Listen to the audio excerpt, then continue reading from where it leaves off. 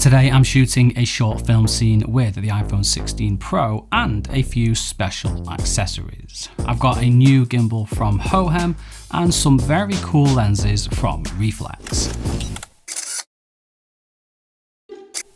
Basically, after my last video, Hohem reached out and said, "So you tried to make a short film?"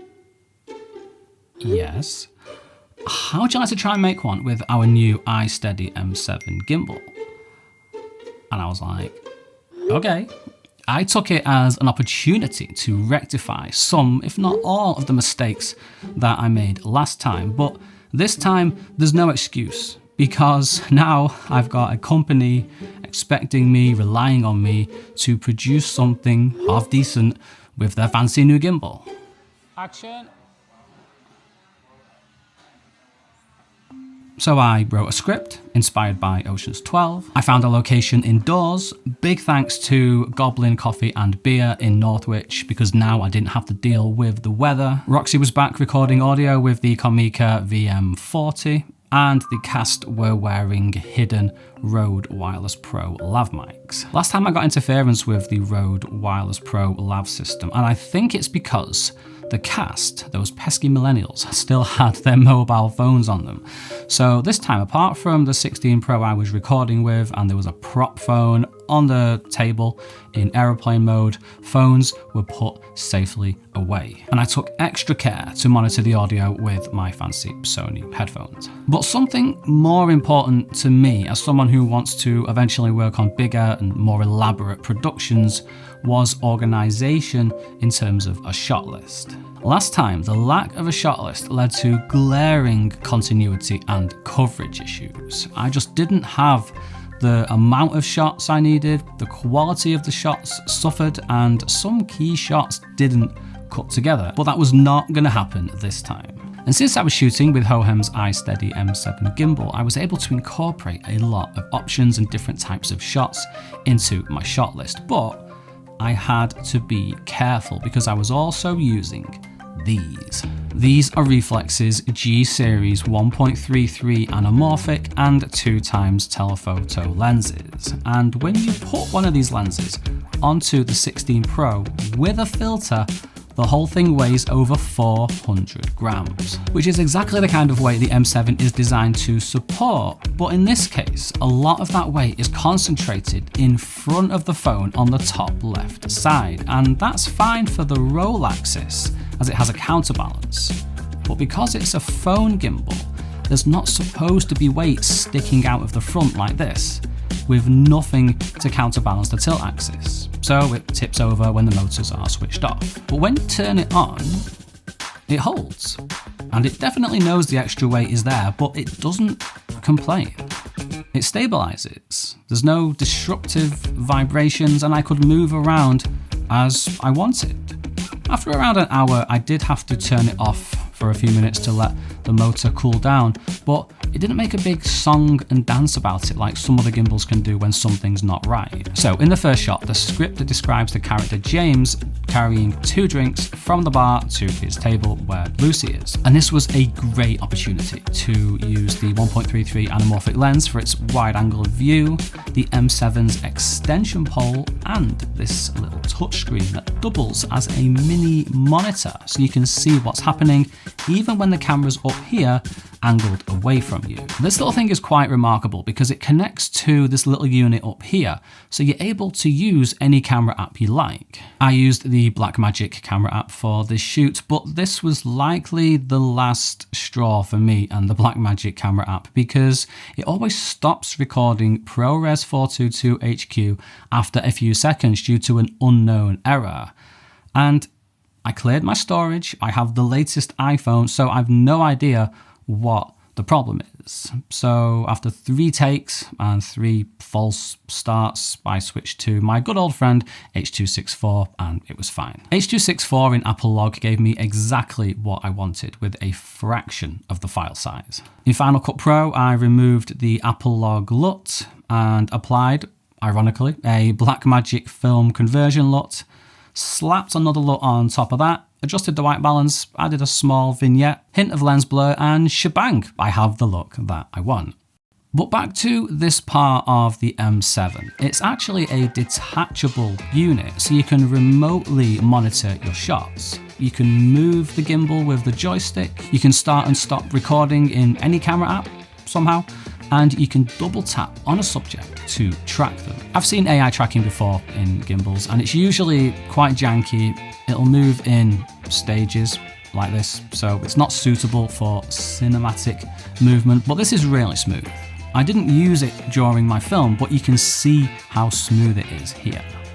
You can also control it with gestures, like this OK gesture for activating it. And since the tracking is so smooth and accurate and the gimbal moves silently, it'd make a brilliant camera operator when filming either A-roll or B-roll. Despite the tracking being this good, I filmed all of the shots in my short film the old-fashioned way. And whether I was walking backwards,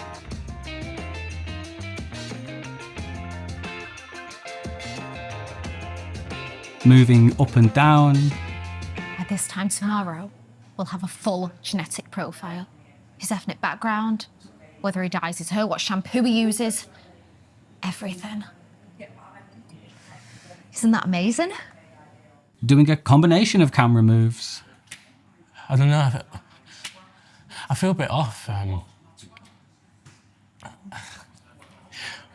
Would you mind getting me a glass of water?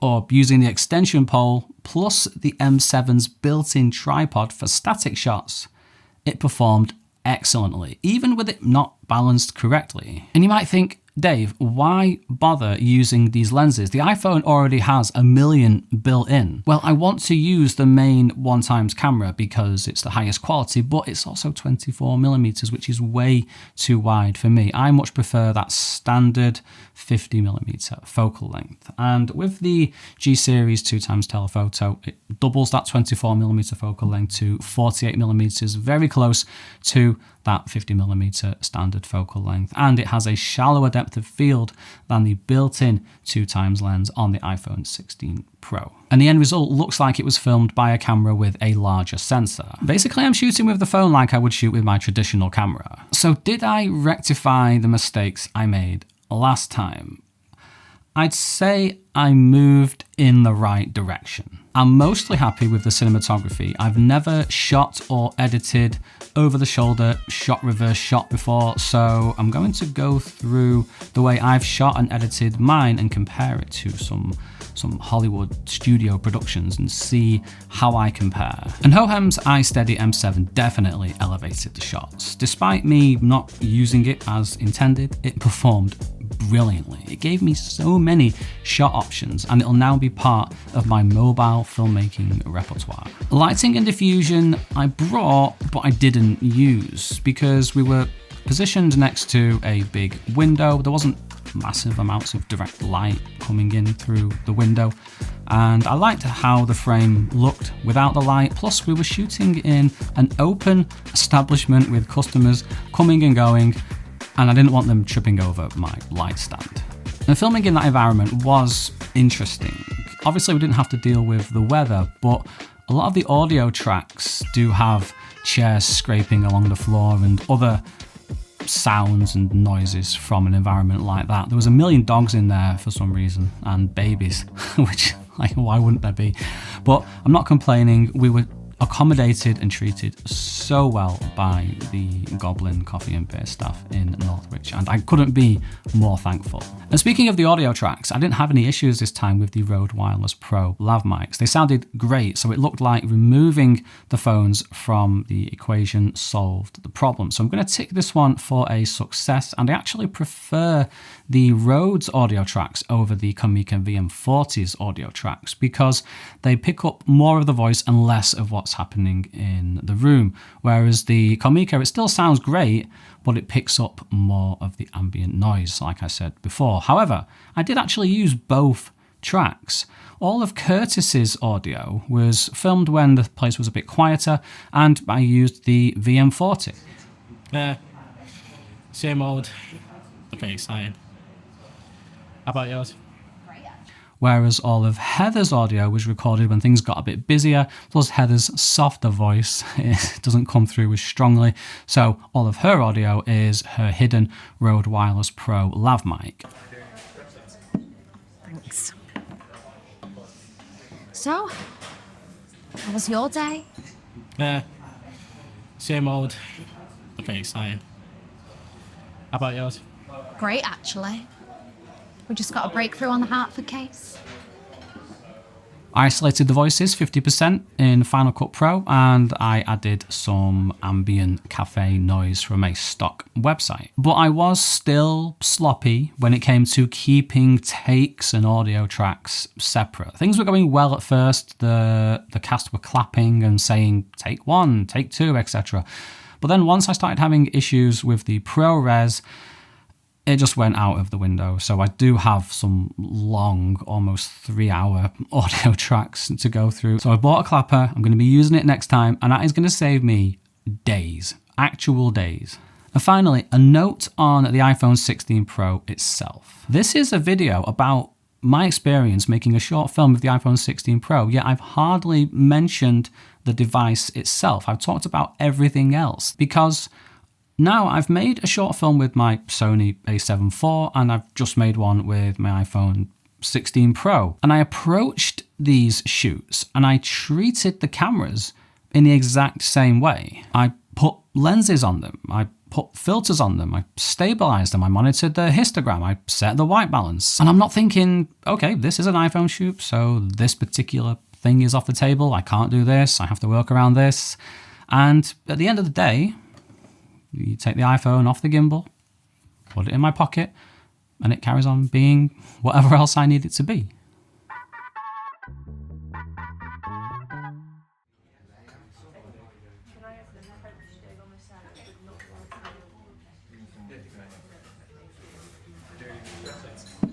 Thanks.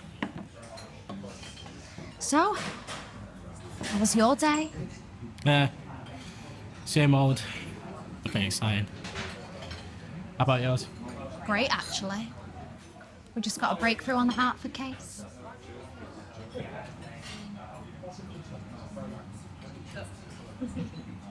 Oh yeah. Yeah, that's the big one, innit? We got a boot print. A really clear one.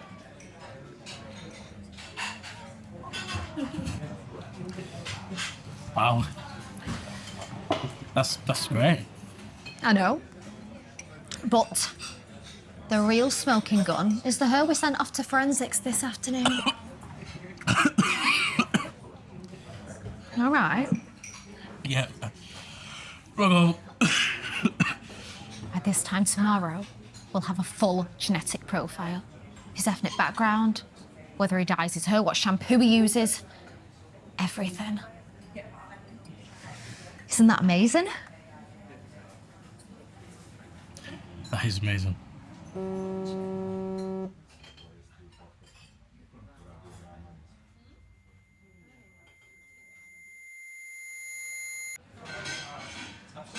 Sure, you're right. I don't know. I feel a bit off. Would you mind getting me a glass of water? Yeah, of course.